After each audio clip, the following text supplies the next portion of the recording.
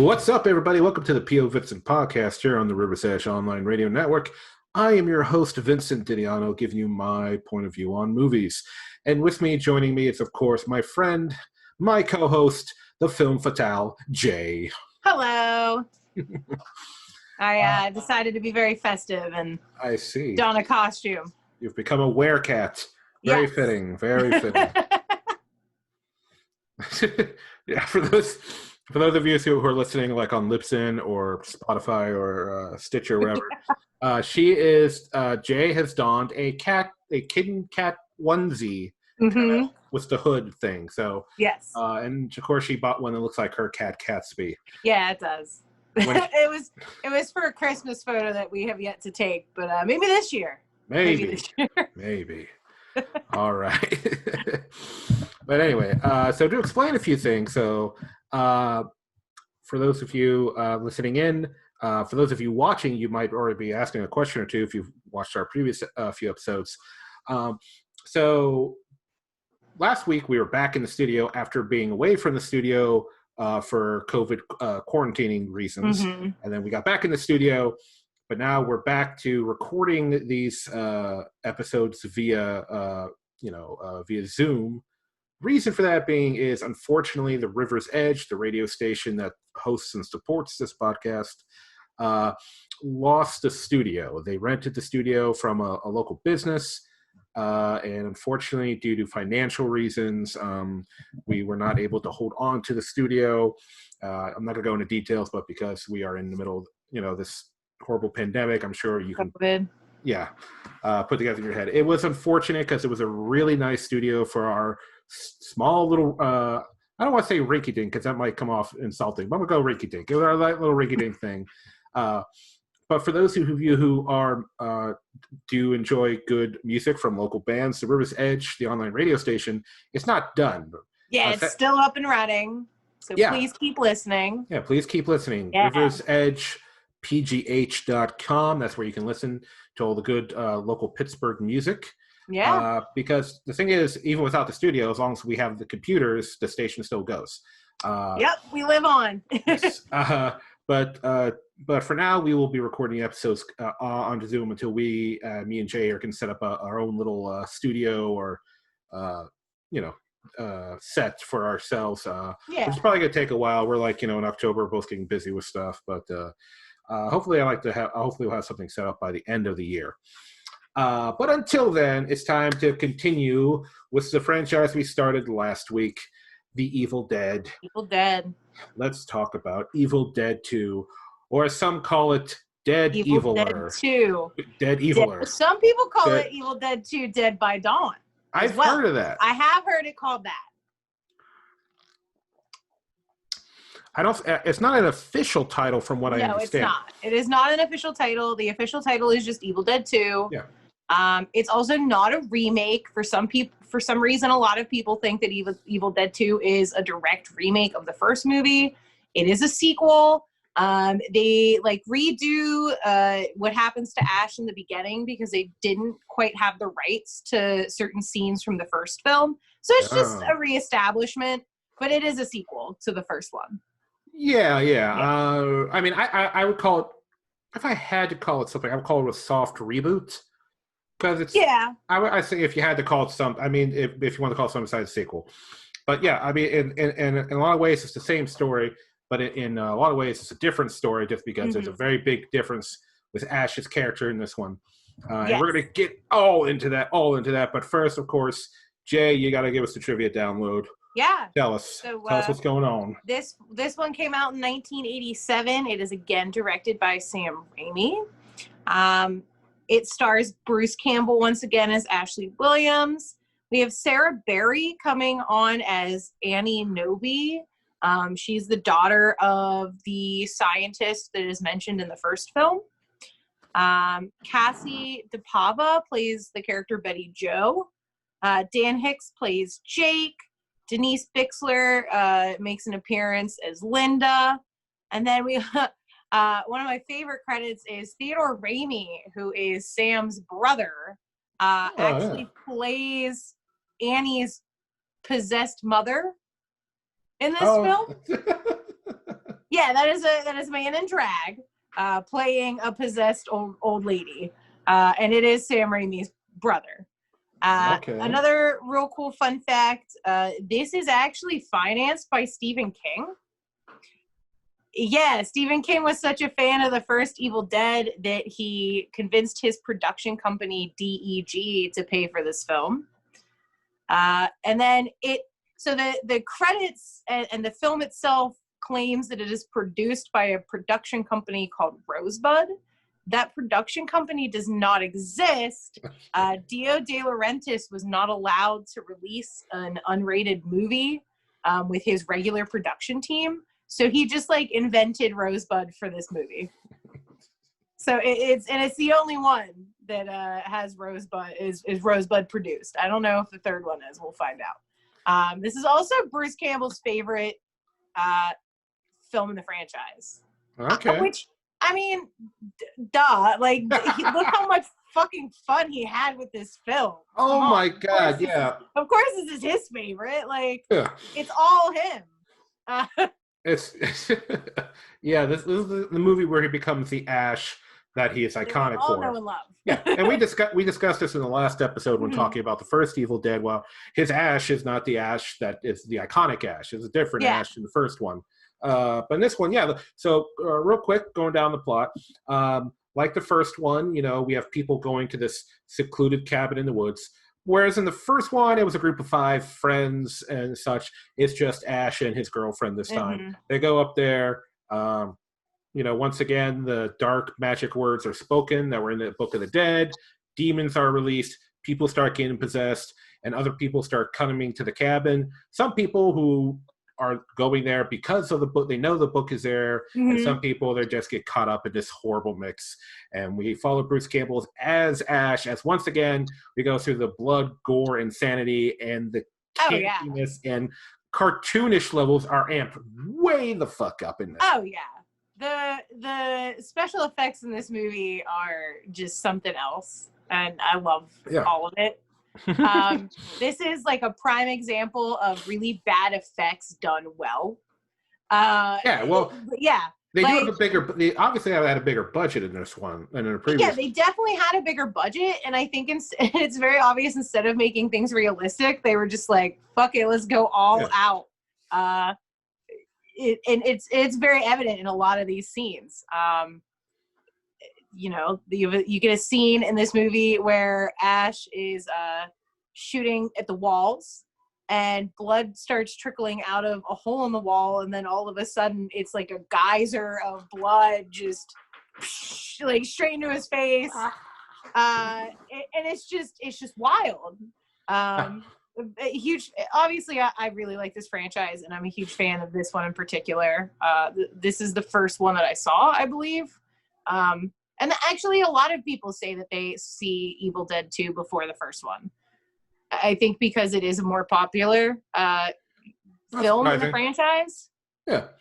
Yeah. I mean, I feel like the whole mentality and spirit in this one was somebody was in the writer's room and like, we shouldn't do that. And then probably Sam Raimi was like, shouldn't we? We're doing it. Put it in there. Like, Sam, are you sure we want to have the dream where the dead girlfriend dances around out of her grave? And then it's just like, yes, we do. And once again, in this movie, we do see the use of stop motion animation like we saw in the last one. This one is a little bit better. And also, we get a lot of use of miniatures in this movie. We get a lot of miniatures. We get some claymation. There's a lot of different types of practical effects used in this film. And you really have to appreciate a lot of the time and effort that went into this. I really think watching the film, you can tell they probably did have a lot of fun doing a lot of these scenes, because I can only assume there's someone on the other side of a camera just hosing Bruce Campbell down with fake blood and just spraying people with fake blood and black goo and green goo and just goo of various colors and viscosity. Oh man. It's just like, oh my God. It's just like, it was like because of this bigger budget, because I mean, I assume, you know, you can tell from the first one their budget was very minimal. Yeah. I mean, for one, the cabin in this one is, and you know, I'm not trying to be a dick about it, but it's definitely a set. It's It is definitely a set in this one. It is a set in a high school in the Carolinas. Oh, okay. Yeah. So it is in fact a set. Some on location, like outdoorsy stuff, but most of this film was on a set. Yeah, so I mean that freed them up, of course, to do the more wild and crazier special effects, because we're in the first one where they're filming in a real cabin that they just found. Yeah, you don't want to, especially since they just found it, which kind of gives you this idea that they weren't there legally. You don't want to really do anything too crazy that's going to fuck up a place that you're not supposed to be in. No. Like, that's for sure. It'd be so hilarious if, like, all these years later, the owner of that cabin, they found it trash, and like, what the hell happened all these years later? And all these years later, somebody finally shows some Evil Dead, and they're like, that's what happened, and they just sue the shit out of Sam Raimi, and he's like, really? Oh my god. 40 years later? Sam Raimi would just be like, you know what, you're right, here's the money. Like, sorry guys. I'm about to direct a Marvel movie. I could pay you that 5 times. Yeah, exactly. 100 times over. But anyway, yeah. Yeah, I mean, they just go all out in this one. Just all the craziness, the zaniness, the gore, the real, like, goofiness and all that. And honestly, when I saw this when I was younger, I never quite understood why Bruce Campbell is a B actor. He is the #1 B actor, by the way. This is a title that he claims, and also it's fucking true because he's Bruce Campbell. But this movie is phenomenal to me. Like, the amount of acting that he had to do by himself in a lot of these scenes, especially when his hand becomes possessed. So Ash's hand becomes possessed in this film, and there are several scenes where he is battling his hand, and it's kind of believable that he's not really hitting himself, but that his hand is possessed and his possessed hand is hitting him. It's like a different action. Like, you know, you can hit yourself and you're obviously hitting yourself. Yeah. But it's not, you know, it's a very believable, wow, this dude's hand is really fucking possessed. What is he going to do? Yeah, no, Bruce Campbell, he's definitely a talented guy. And because he has done stuff outside of, like, B-movie level, like we discussed in the last one, because of his friendship with Sam Raimi. Yeah. He had a character in the Hercules/Xena universe during the 90s. You know, he had his little cameos in old Spider-Man movies. He had that whole TV show. Yeah, the TV show. You pointed out, and I forgot that he was on the show Burn Notice. He's on Burn Notice. Yeah, which is not like which is not going to be like some Golden Globe winning stuff, you know, Burn Notice, but you know, it's you need a decent amount of skill for a network. Yeah, absolutely. And you know, Bruce Campbell, of course, a lot of that has to do with, like, you know, his charm, his wit, all that stuff. But yeah, no, he really makes a lot of that stuff believable. Yeah. But at the same time, makes the goofy, cartoonish stuff, like when he's losing his mind, where all the objects in the room are going. He's like, ah! But honestly, even that's like believable though. Like, here is this dude that, you know, in that scene where he pops out of the mirror and grabs himself. He's like, do you think we're fine? We just had to cut our girlfriend up with a chainsaw. Like, we're not fine. And honestly, like, that's it. Like, that's the whole, like, theme of him losing his mind. Like, he's not fine, and he knows he's not fine. So it's this cycle that you watch him go through, and you don't really see him kind of really grasp anything or come into this new crazy character until he gets the chainsaw hand. Yeah. And with it comes the catchphrases. Yeah. Like, as soon as he slides it on, he says groovy. I know. Like, there's the Ash we know and love. Yeah. And once he does it, once he got the chain, because, you know, he used the chainsaw earlier, as you pointed out, when he had to chop up the girlfriend. And then, of course, he had the double barrel shotgun, aka the boomstick, as he loves to call it. But once he does that, once he, you know, attaches a chainsaw to where his hand used to be, that nub, and he's got the harness, he's got the boomstick in the back, he's got that little, like, clip where he can, like, you know, turn the chainsaw. he basically becomes a slasher film superhero. Yeah. He goes to superhero levels.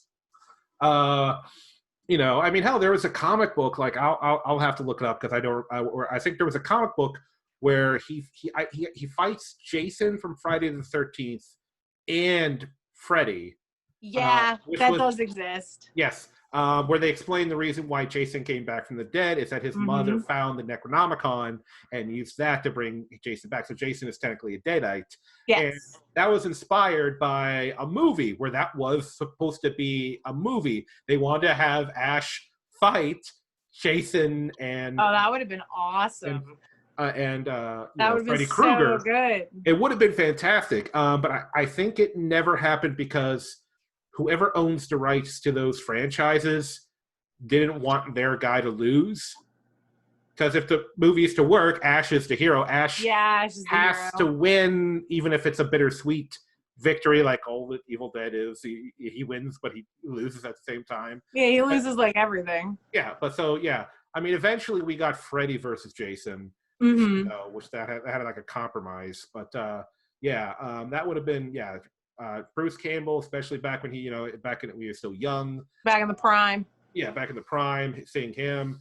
And plus, with it being Freddy versus Jason, it would have probably gotten a really good budget.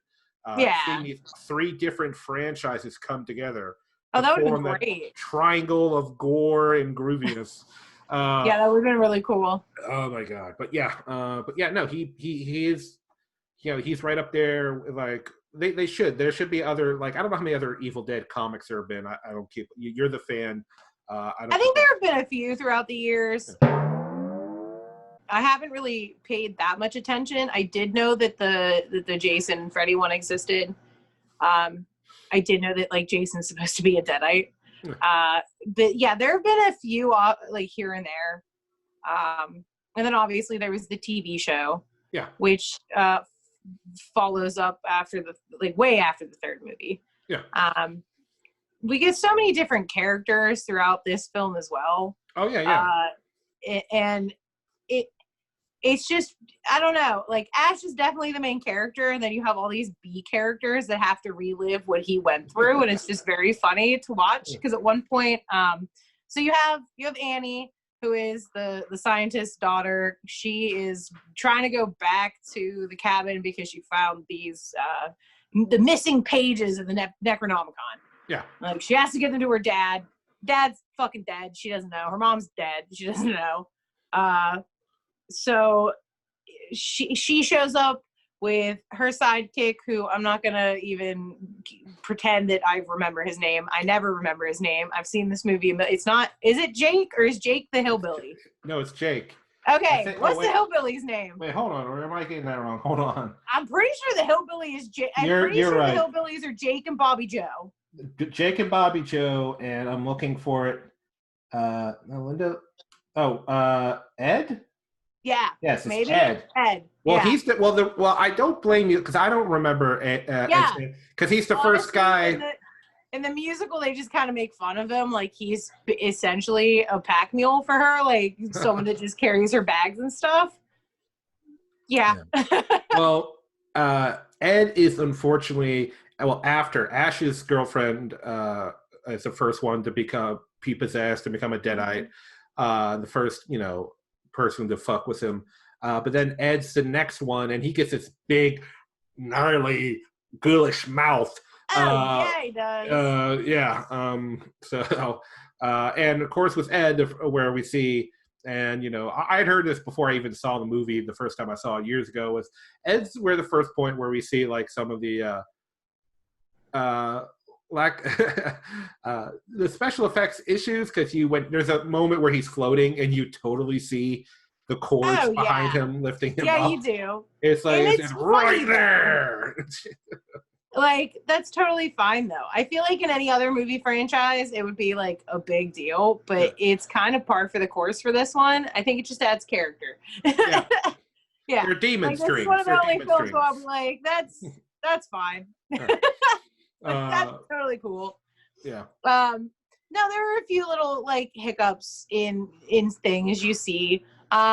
There's the scene where he's rinsing his hand off, and for some reason, like, that's set the kitchen set was just too nice. Like, it's so obviously a set. Like, the whole rest of the cabin is junk. It's just a shithole. But then the kitchen is brand new. And it was just like, that's a little weird for some reason. Well, I don't know. Maybe the previous. Renovated. They were renovating. Yeah. They just finished the kitchen. And what was Annie or Annie's mom just cleaned the kitchen because, like, well, the rest of the cabin might be dirty, but not. Yeah, there you go. There you go. Maybe that's what Annie's mom was doing while she was waiting for more people to show up to become Deadites. Because her mom's a Deadite now. Yeah. She popped out of the basement every once in a while in the kitchen. Yeah. You're never gonna expect a demon. She's like, oh man, my daughter might show up. I should clean. I'm picturing Keep that. up appearances so that when I take a chunk out of her, I'm picturing her with like a bottle of Windex is cleaning stuff and like some Ajax, and she's cleaning the dishes. Yeah. They'll never see this coming. It's too clean in here. Yeah, it's too clean. They'll never know. They'll have no idea that I'm dead. Yeah. They won't be able to smell me. Oh man. But anyway, one of the things that another thing that's difference between this movie and the previous one is that they actually have a method to kind of win the day. When the last one, they don't know anything because they can't read the book, but because Annie's here, studied under her father, she can read the book, and there is a way to defeat the demons. You can, with this ancient spell from the Necronomicon, you can summon a portal that will suck the evil into it. And into like another. Shoot it out somewhere else. Shoot it out somewhere else. It's basically, which now that I think about it, the Elder Scrolls V Skyrim kind of stole that idea. That's really funny. Yeah. It's like, we have this problem. We're just going to send it somewhere else so it's someone else's problem. That's how we win. Oh, yeah. It's a really good victory. But yeah, so this one gives what's nice about this is it gives our main characters a goal to reach besides just simply surviving. Yeah. So things are getting nasty. Annie's mom is like all over the place. Monsters. Ash was barely keeping, surviving by himself, and then when everyone else showed up, we had Jake and Bobby Joe. They got a bad idea. And they really put themselves at a disadvantage in the beginning, too, because they walk in and they think that Ash has killed Annie's family. Right. So they lock him in the basement. And that's the only person that really has any clue of what's going on, and you just got rid of him. Yeah. Good luck. Well, you don't blame them. They come in, they see. You can't blame them. He's covered in blood. He's got an axe. The only one thing I would say is like nobody's looking at him. It's like, why is his hand missing? He ain't got no right hand. Yeah. He must have been, you expect, they're like, oh my God, he must have been so crazy he cut his own hand off or something. It's the meth. Yeah. But then we have Evil Dead's version of the superhero suit up scene. And the superhero movies that's first scene where the superhero suits up, puts on the utility belt, the mask. Except it's go into a shed, they take some like duct tape and some Velcro straps, and they somehow build him a chainsaw hand. Yeah. Well, they take scraps of metal from around the shed, make like a ring. I don't know how they fuse it to his nub or something. They fuse this metal ring to his nub. And then they can put it in, and then they retool the chainsaw, so you don't have to because you use a chainsaw, you pull the cord, right? And then the cord, you pull the cord that starts the engine, but then you have to pull on the trigger for the chain to spin, because if you don't pull, the engine's running but the chain won't spin. So they rewire, set it up, and then they put a hole in the back for his nub to click into, and then they got the boomstick, and he cuts off the end of the he cuts the end of his shotgun off. Yeah, and he does it with the chainsaw, which I don't think that's how it would work, but fuck it looks cool. I don't think that's how it would work either, but whatever. He can do what he wants. He's Ash. Yeah, let's do it. And they go back in, and they start battling. And Annie's Deadite mom comes out, and she does a thing where she mutates, and her neck gets long, and the head mutates. I want to say something about this scene, though. Yes, scene in particular.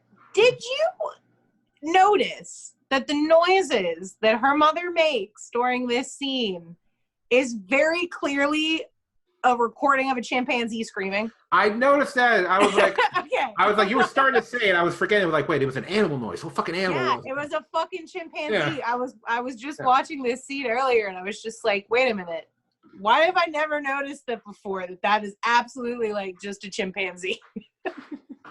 Well, they do that a lot in movies. Use real Mhm. animal noises to and then they usually mix it with another animal. Like Yeah, they like distort it somehow. This Yeah. one is just that's very obviously a chimpanzee. Yeah. The T-Rex from Jurassic Park. I think the T-Rex is a lion mixed with something else. I can't remember what it is. That But sounds about they do right. that stuff all the time. Or they use like whale noises and they loop it into shit. But yeah, no, but it gives it that more animalistic, crazy kind of sound because when It chimps are going does. off, chimps aren't like they're not intimidating because of how mean they look. They're intimidating because they look they're supposed to freak the fuck out on you. Yeah, they I just think that was a throw good shit and choice. scream. Yeah. But yeah, so Annie's starting to read the book. The pages try to open the portal, but first she's got to read the spell to bring the true evil into a physical form. And its true physical form is a giant monster face with the faces of the other victims, like giant zit faces on the side of its face that can pop out. This prop that they made, that head that they made, was Yeah. too large to take back to California. That's how big it was. Oh, shit. So they left it there. All right. They so left they it left at the high school? They left it there. And for years nobody had any idea where this head was. And I guess a few years ago it popped up and it's been in a haunted house attraction this whole time. Wow. Like essentially some Fright Night group has it and it's part of their haunted hayride or some shit. Wow. So that's I found that really funny. Did they hold on to it or did they sell it? Because they could probably sell it to like some super fan. I don't know. I didn't look up. I just know that they finally did find, like when they eventually found it, it was a prop that was being used in a haunted house. Oh man, I'm gonna look it up because I'm curious. Yeah. How good a condition it was still in. I mean, have you seen the pictures of it? You have to wonder. No, I haven't seen pictures of it, but you do have to wonder because it wasn't like it was that. It's obviously very homemade prop. Like it's a very good homemade prop, but like homemade. Oh yeah. So they bring out the monster, the wind's blowing, howling, all that shit. Ash is battling the damn thing. He's being grabbed by the trees, which is another thing. Like they really amp the monster trees in this one. Yeah, they do. There's like some puppet work or something. We don't get a scene quite as bad as the one in the first film, but the trees are taking out bodies this time. Like they're just killing people. Yeah. They kill Bobby Joe, or they grab her and pull her in. I think you're supposed to assume that they split her in half with the tree. I'm not quite sure because I don't think we like the way that they were dragging her by her legs into that trunk. Like she's dead. Like, oh well. Yeah. Don't go to the trees. We learned that the first time. That's right. Fuck nature. Tear it all down and build a mall. But yeah, so the trees are grabbing Ash, and Annie's just trying to get this spell out, and she gets attacked in the middle of it, and she's dying. Annie ends up like dying. Oh yeah, she actually gets stabbed. Yeah, so we think that she's dead for a second. We think that all is lost, and then with her last dying breath, she says the final word of the spell. Like she gets to complete the spell. Yeah. And then this big giant portal opens up, starts sucking everything in.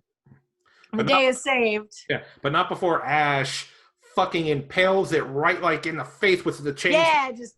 Oh yeah, he's got to get a few licks in. He's got to. Oh, absolutely. All right, and do you want to tell the ending?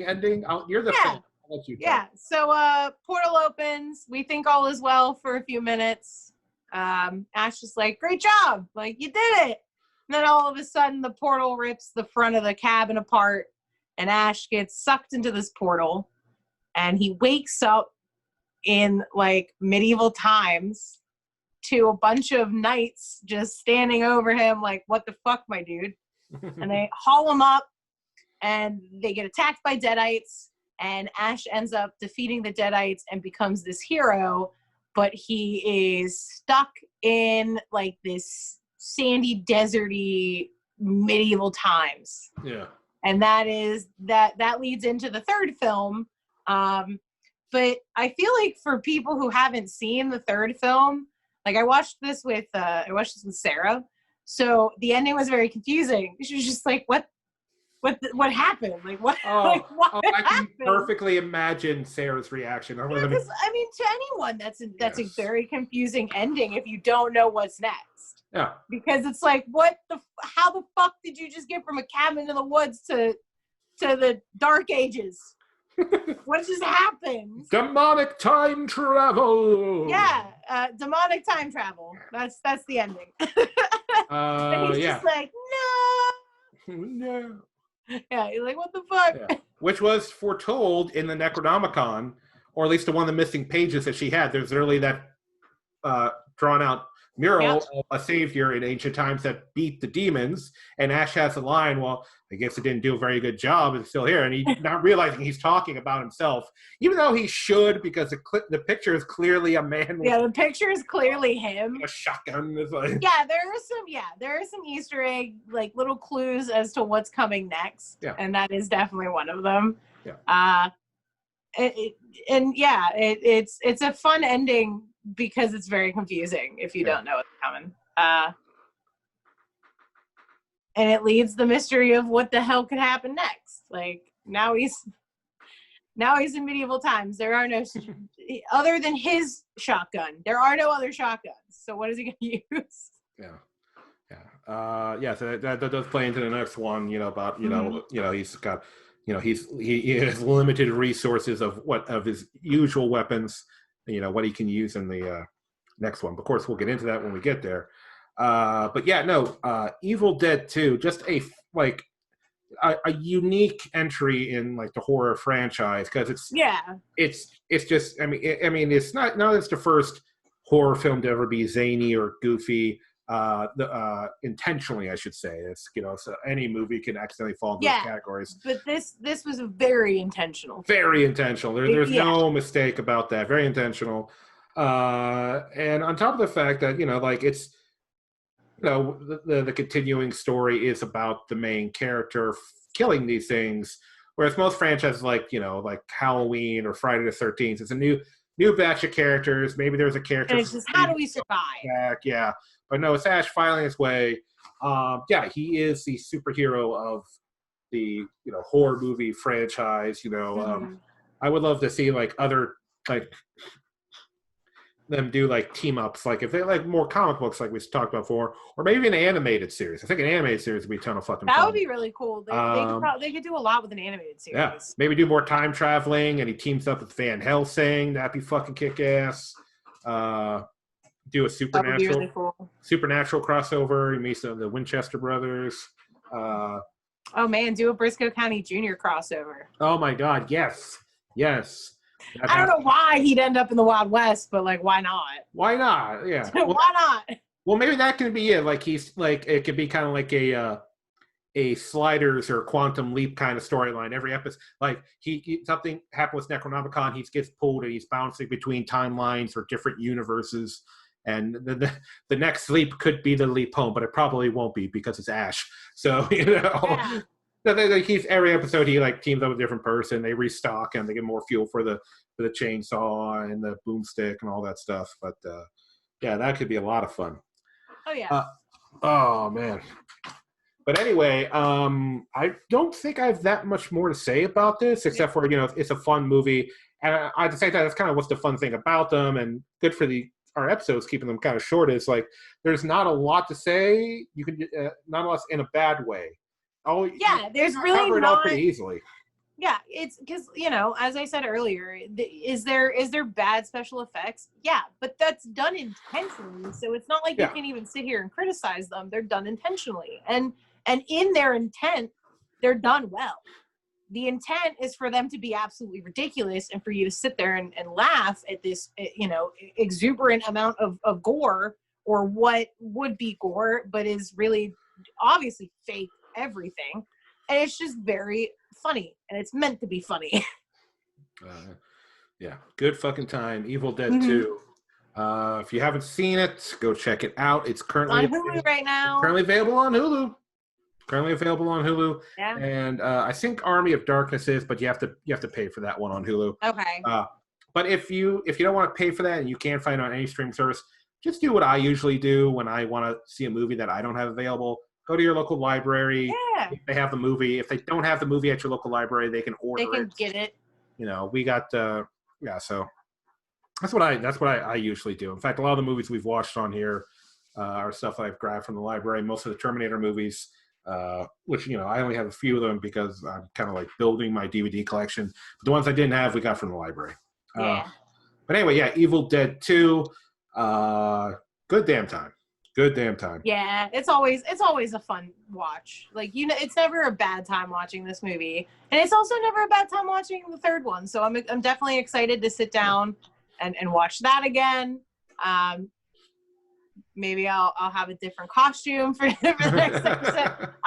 Guys, Halloween's my favorite time of the year, and obviously COVID has hindered what you can do this holiday season. But it's nice that my roommates and I have decided we decorated the house, and I'm wearing the cat onesie and just, feeling the spirit, even if I can't do everything I wanted to do. So it's nice to be watching these films again and to just like be enjoying the season. Though I'm real pissed at Apple for taking the peanuts away. Oh, yeah, I heard about that today. What happened today? Yeah, so what the people who owned the Charlie Brown they sold. I'm real mad. Never mind. The point is, it's not going to be on. A lot of people are. Yeah, the people. Yeah, they sold the rights to it. They sold the rights to Apple TV. Now I guess the silver lining is that Apple TV is going to make these available for free during the holidays, so that families can still watch it. Okay, so that's at least nice. Yeah, but still, it's just like, really, like that's been a tradition for fucking decades, like decades. You know what they should just do? Fuck you, Apple. Huh. Don't even put on, like, make a YouTube channel. That's the only video on it. Just make a YouTube channel, put it up there, and then when it's not the holiday season, you can make it invisible. That's all there you go. Yeah, that'd be fine. Just so it's free. That's what you gotta do. But yeah, watching The Evil Dead has been nice. Nice part of my Halloween, because it's the Halloween that is not a Halloween this year. That's definitely yep. Yeah. That's accurate. All right, everybody. Thank you for tuning in to another episode of the POVincent podcast. Hope you enjoyed it. Let us know what you think of The Evil Dead 2, Bruce Campbell, whatever you want to talk about. And if you're down in the comments section, let us know what are some of your favorite horror movie sequels. The second one, where it still was number 2s. Maybe we'll tackle number 3. Yeah, especially if the sequel is better than the first one, which I think this is one of those, like, this one is, it's just a little bit better. Yeah. It's just a better film. And, it could be the budget, it could be a lot of things, but yeah, let us know in the comments what other horror franchise had a better sequel. Yeah, and if you want to catch more episodes, follow, subscribe, or like us. We're on multiple platforms. We're on Libsyn, we're on Spotify, Stitcher, Apple Podcasts, we're on YouTube. We got a Facebook, Instagram, and Twitter where I usually post new episodes, as well as post like funny memes and news stories going on in movies. And if you'd like to support the show, give us some money. We do have a Patreon, patreon.com/POVincent. If you don't have any money, holy shit, we fucking understand. Subscribing, following, whatever is actually a lot of help right now. But anyway, that's going to be it for this episode. Jay, thank you for joining me once again. Yeah, absolutely. Evil Dead fun all around. And thank you all once again for tuning in and viewing things from our point of view. Take it easy. See you guys.